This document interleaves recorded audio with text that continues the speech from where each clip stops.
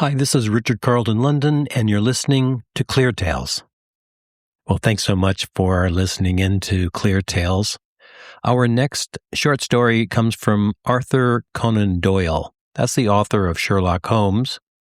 You are probably, like me, familiar with a lot of books from Sherlock Holmes, great mystery books, but not the short stories. There are some short stories that we can fit into this and really get you entertained. They're great stories from Arthur Conan Doyle. And this one is called The Speckled Band. The Speckled Band. You have not heard of it, nor had I, but here it is. You're going to hear it now, and it's a great story for you. Speckled Band, and band is like a marching band. Odd title. Enjoy. The Speckled Band. It was an early spring morning with an overnight frost clinging to the leaves outside the sitting room window. The fire had only just been lit, and freshly brewed coffee sent its inviting roasted smell through the room.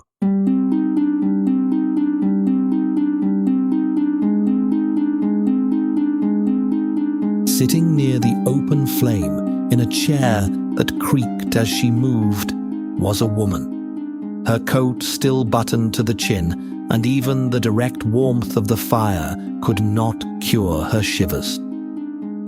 Her name was Helen. She was not yet 40, but looked older. Her hair had gone grey too soon, and the darkened circles beneath her eyes had the look of someone who had not slept well in a long while. Across from her sat a tall, thin man with sharp, kind eyes, looking on with patience for her to speak and the room to warm. It was said that people came to Mr. Holmes when they were frightened and did not know where else to turn. This is what brought Helen to him in this morning. Beside him sat his friend, a Dr. Watson, she was told, who appeared a steady, gentle man practiced in the art of listening. "You're shivering," Holmes said softly. "Come closer to the fire. Have some coffee. We'll set things right, you'll see." "It isn't the cold," Helen said. "It's fear. I'm so afraid, Mr. Holmes, that I think I may lose my mind." "Then tell me everything," he said. "Start at the beginning and take your time." Helen lifted her head, took a long breath of air, slowly filling her chest, and her story came out. She lived in an old country house west of London with her stepfather, a one-time physician whose name was Roylott. The home was a big, grey, crumbling stone place, half of it falling down, the other half mostly livable. Before Roylott's time, the family had been rich and the farm thriving. Now there was almost nothing left but the house and the cold rooms in it. Her stepfather was not a kind man. He had a terrible temper. When he was angry, it was said the whole village stayed indoors. He kept strange pets too, wild animals he purchased from distant lands. These strange animals wandered the grounds and frightened everyone who passed. Julia was going to be married to a lovely man, Helen said. She was happy. For the first time in years, she was happy. Her voice dropped. One night, just before the wedding, she came into my room to talk. She was smiling. But at the door, she stopped and asked me something strange. She asked if I had ever heard a whistle in the middle of the night. A whistle? The doctor interrupted. Yes, a low, clear whistle. Always around 3 a.m, she had said. She'd been hearing it for days. I told her I never had. We said goodnight, and I heard her lock her door, the way we always did. Helen pressed her hands together. I couldn't sleep that night. It was a wild and windy night. The rain beat hard on the glass in sheets. And then there was a scream. Julia's voice. I ran to her door. She stopped speaking as the memory came to her. "Go on," Holmes said gently. "You're safe here." As I reached the hall, I thought I heard that whistle she spoke of, and a strange sound, like metal clanging. As I reached her door, it swung open, and Julia fell into my arms. She could barely speak, but she looked at me and said with great effort, "It was the band, the Speckled Band." And then she took her last breath. For a moment, no one spoke. The fire popped and cracked softly in the silent room. "Speckled Band?" Watson repeated, looking at Holmes. "Yes, sir. A speckled band. And did you or anyone else learn of what she meant by this?" "No one. Her door was locked from the inside when she went to bed. The windows were barred. The doctors found nothing and suggested she had died of fright. But I never believed it." Helen looked up, and now her eyes were wide. "Mr. Holmes, I am to be married soon, just as Julia was. And 2 nights ago, workmen began repairs on the house. My stepfather moved me out of my room and into Julia's old room, into the very bed where she slept." "And," Holmes said, though his face told her he already knew. "Last night," she whispered, "I heard the whistle." Holmes stood, walked to the window, and looked over Baker Street, beginning to show the day's activities below, thinking. Then he turned to her with a clear, steady look. "Helen, listen carefully. Your stepfather, is he away today?" "He's gone to town. He won't be back until tonight." "That is good. Then Dr. Watson and I will come to your stepfather's house this afternoon while he's gone, and look at these rooms for ourselves. Will you let us do this?" "Yes," she said. "Oh, yes. I feel better already, just having told someone." She pulled her veil down over her face and went out into the morning. And for the first time in 2 years, she walked with a little hope. Holmes was quiet after she left, watching the fire's embers, thoughtful. Watson couldn't take the silence any longer. "Well," the doctor said, "what do you make of this business?" "Whistles in the night," mused Holmes. "A locked room that the sister couldn't escape. The property, and this stepfather." He shook his head. "This is a dark business, my friend. But I think I am beginning to see threads."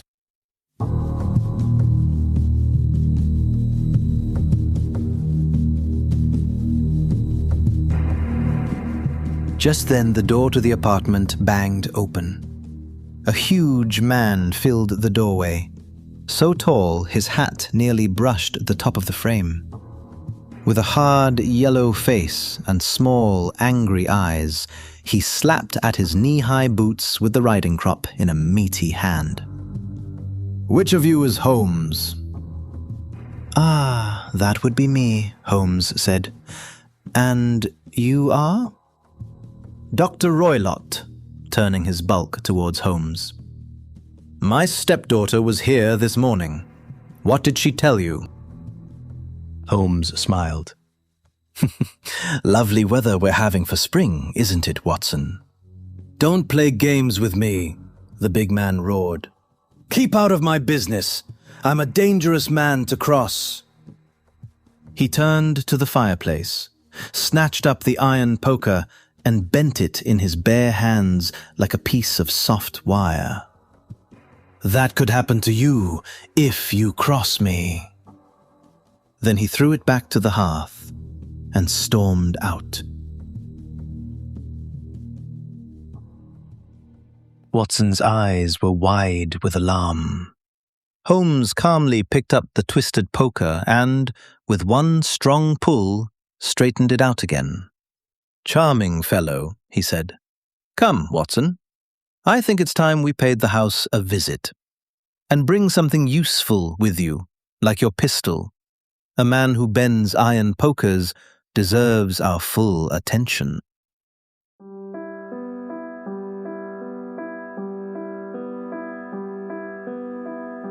That afternoon they reached the old grey house. Helen was waiting for them on the path, glad to see them, and she led them inside to the room where she now slept. The same room where her sister had died. It was a plain room, unadorned but for a bed in one corner, chest of drawers, square patch of carpet in the middle, and some dreary shades. Holmes said little, but his eyes moved over everything, slow and careful, like a man reading a page. Then he noticed something odd. "That bell rope by the bed," he said. "Where does it ring?" "The housekeeper's room, I think," Helen said, "though I've never used it." Holmes took the rope and gave it a sharp tug. Nothing happened. "That's strange," he murmured. "It isn't connected to anything. It seems fake. And look, it hangs right beside that small vent in the wall, up near the ceiling. Why build a vent between two bedrooms? And why hang a useless rope beneath it?" Then he knelt by the bed and pushed it. It would not budge. "This bed is bolted to the floor," he said quietly. "It can't be moved. It must always sit right here, right under that vent, right beside that rope." He stood, and his face had gone grave. "Helen, I've seen enough. Now you must do exactly as I say tonight. Your life depends on it. When your stepfather comes home, go to your room as usual. Say you have a headache. But the moment you hear him settle for the night, slip out, go back to your old room, and stay there. Leave the rest to us." "And what will you do?" she asked. "The doctor and I will spend tonight in your room," Holmes said, "and we will find out once and for all what makes that whistle in the dark." Helen looked at him a long moment. "You already know, don't you?" "I have a guess," Holmes said, "but I'd rather be sure before I frighten you with it. Be brave. By morning, this will be over."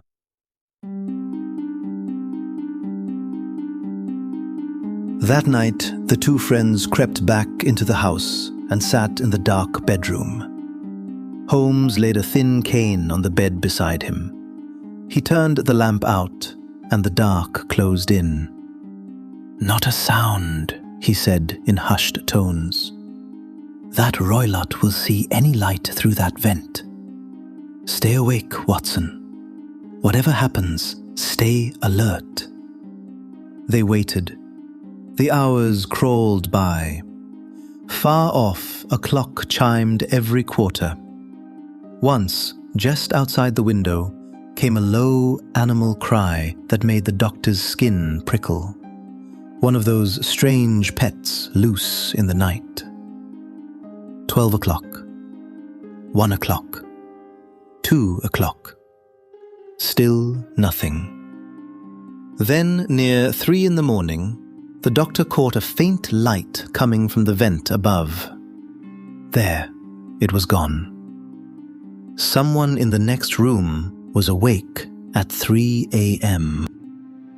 And then he heard it. A soft, gentle hiss, like steam slipping out of a hot kettle. In an instant, Holmes was on his feet. He struck a match, and with a cry, he slashed the cane again and again at the bell rope. "Look, Watson, do you see it?" he shouted. "Watson, do you see it?" The doctor saw nothing but his friend's pale, horrified face in the flare of the match. And then, from the next room, a terrible scream pierced the night. A twisting cry of pain and fear that could have woke half the valley. Then, silence. "It's over," Holmes said at last. Come, we must look in his room. They went down the hall and opened the stepfather's door. Dr. Roylott sat in a chair by a small lamp, perfectly still.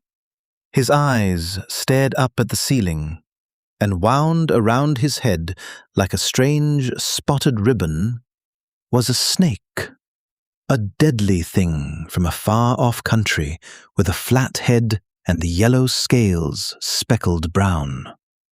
The Speckled Band, Holmes said. That was what poor Julia had seen by the light of a match 2 years before.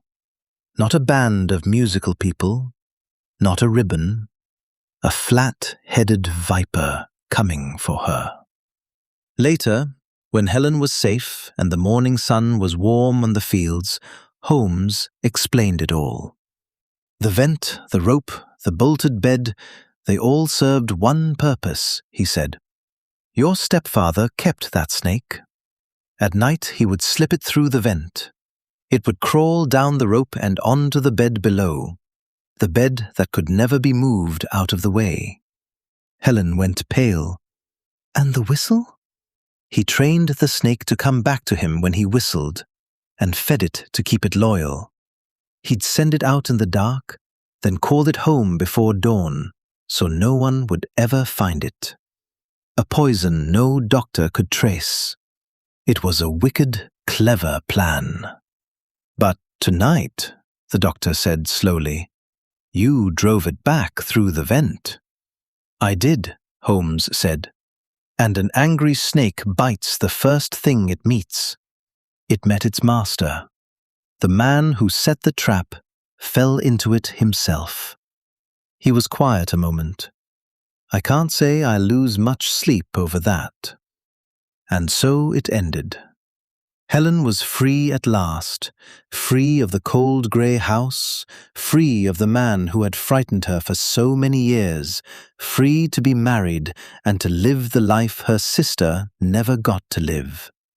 Holmes and the doctor took the morning train back to Baker Street. The fields slid past, green with the rains of a new spring, the air sweet through the cabin window. A dark business, Holmes, the doctor said. Dark enough, Holmes nodded. Then he smiled and settled back in his seat. But it's a fine morning, my friend, and the young lady is safe. On the whole, I call that a good day's work. That brings us to the end of The Speckled Band, the story from Arthur Conan Doyle with Sherlock Holmes and Watson.